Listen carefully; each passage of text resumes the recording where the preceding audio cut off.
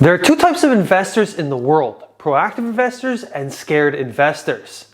You may have heard of the saying, scared money doesn't make money.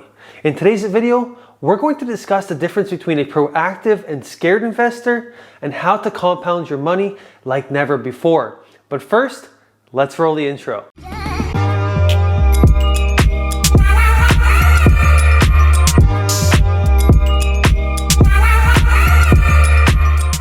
Hi everyone, Josh here, and before we start, I just want to remind you to hit that subscribe button and turn on the post notifications so I can continue to make more content like this in the future. So to start the video, you've probably seen online through social media or even someone you know talk about how they were able to take their small investment and turn it into a fortune. You probably also personally know someone that was never really able to get the results they expected from their investments. Sometimes it does take a little bit of luck, but most of the time it comes down to being prepared for the moment and taking action. So what exactly are the main differences between a successful investor and not so successful investor? Well, the answer might lie in the type of investor. Those who are proactive investors can multiply their capital and grow their wealth in extraordinary ways, while those that are scared investors never seem to really be able to get the ROI they expect. So let me show you what the difference is between a proactive and scared investor so that you can turn your next investment into a lifetime of wealth. Let's start off by discussing what a scared investor usually does and why it usually doesn't work. So have you ever listened to the news and based an investment decision on fear?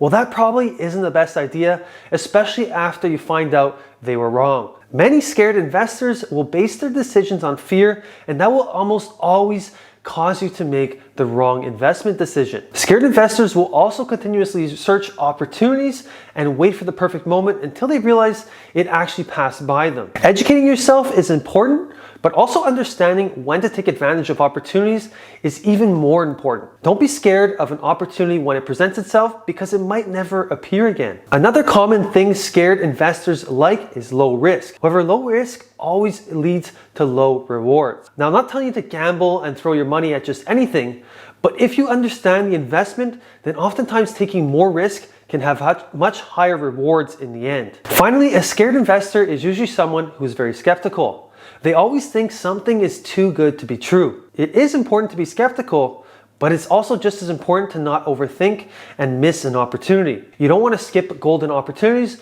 because you thought it was too good to be true. As a scared investor, your accounts are likely not growing as fast as they can. On the other hand, becoming a proactive investor and making a small investment with the right ROI can have compound effects on your wealth. So what exactly do I mean when I talk about being a proactive investor? A proactive investor will set a specific set of standards for an investment, and once they are met, they will be ready to act quickly. Proactive investors are also looking and seeking out new opportunities every day. To find good opportunities, you have to be ready and willing to put in the work because it isn't always easy to find the diamond in the rough. You will also have to think long term.